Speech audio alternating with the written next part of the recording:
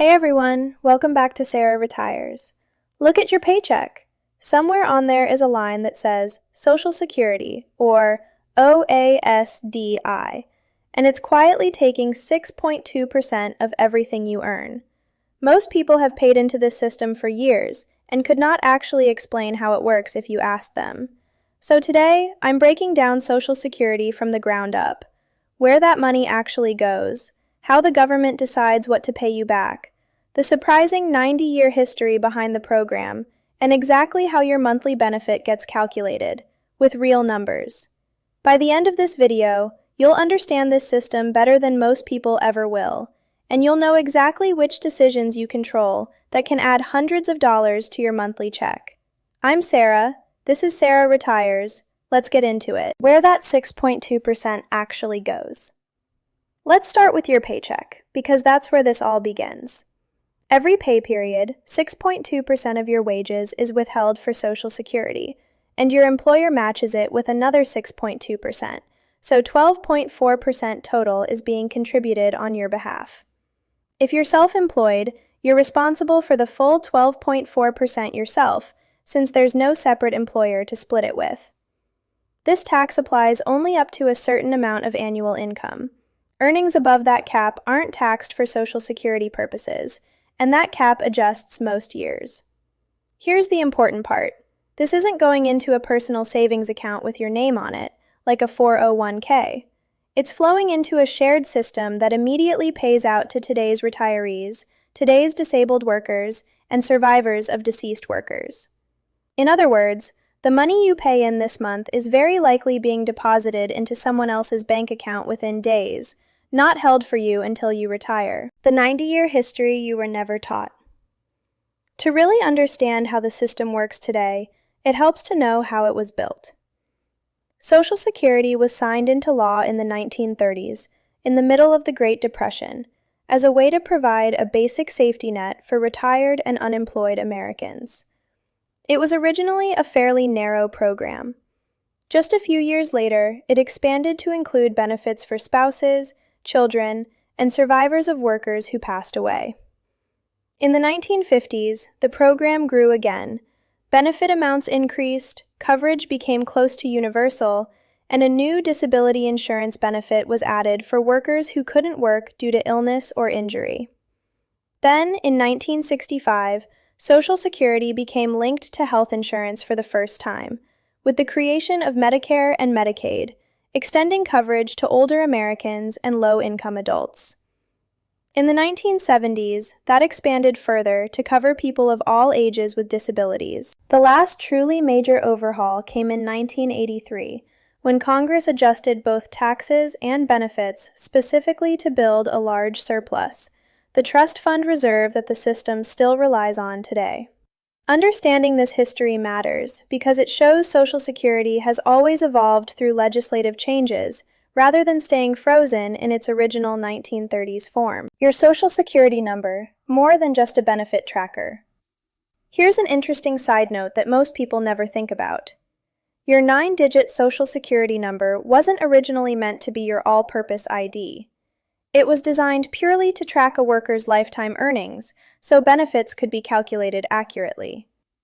Over time, government agencies and private companies, the IRS, the military, banks, landlords, cell phone providers, all adopted it as the default way to identify you. Today, it's essentially become the closest thing America has to a national ID number, assigned at birth and tracking you for life, even though that was never its original purpose. How much does Social Security actually pay? So what does this system actually pay out?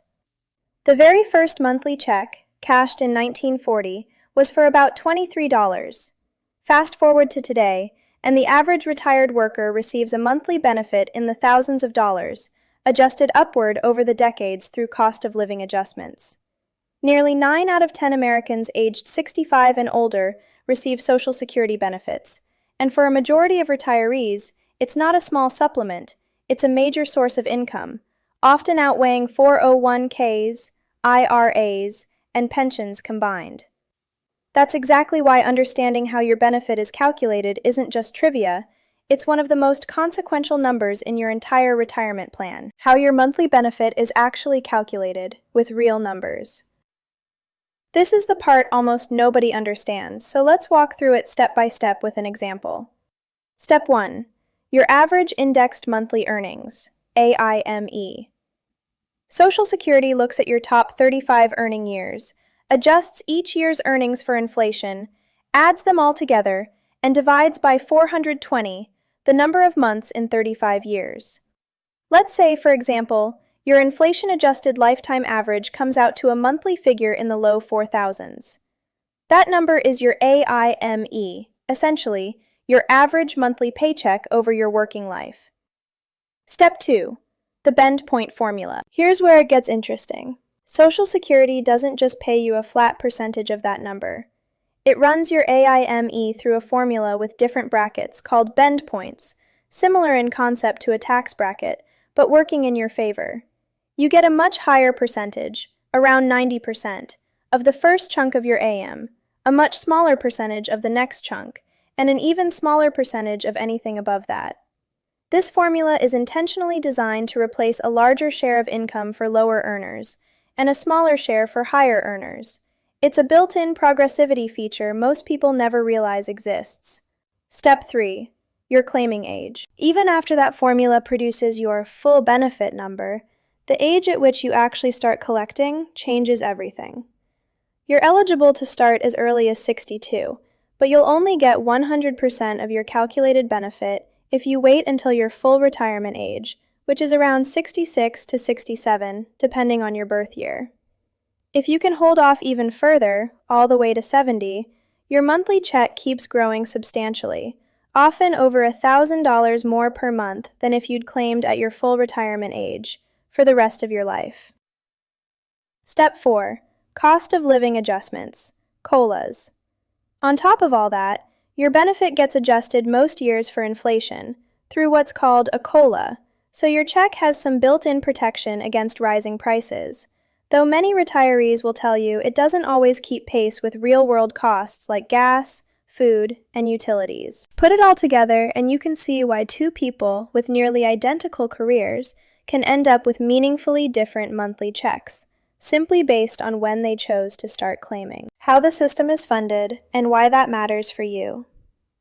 Now let's talk about where all this money actually comes from and how it's managed, because this is where a lot of confusion happens. Social Security operates on a pay-as-you-go model. Today's payroll taxes largely fund today's benefit checks. For decades, the system collected more in taxes than it paid out, and by law, that surplus had to be invested daily, specifically in special U.S. Treasury securities reserved only for the Social Security Trust Fund. These are considered extremely safe, low-yield investments, backed by the federal government. That surplus built up into a substantial trust fund over the decades. But since around 2010, the math flipped. The system has been paying out more in benefits than it collects in payroll taxes each year, mainly because of two forces: people living longer, and a very large generation of baby boomers reaching retirement age at the same time. For a while, interest earned on the trust fund covered that annual gap.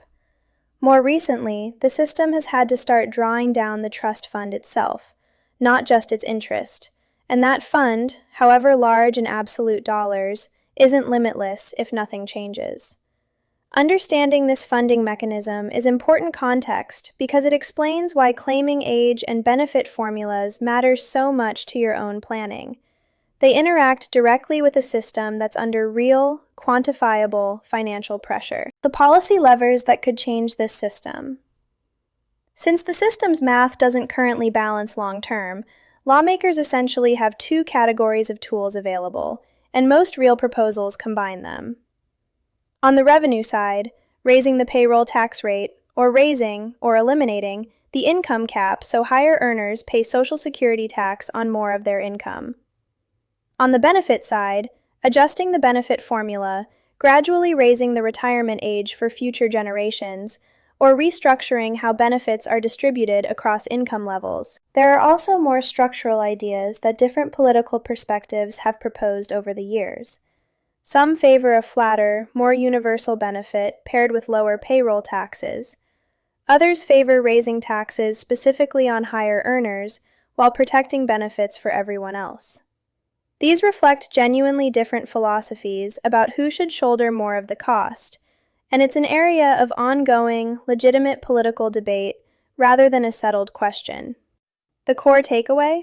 Benefits being reduced to zero has never actually been a realistic scenario under any serious proposal.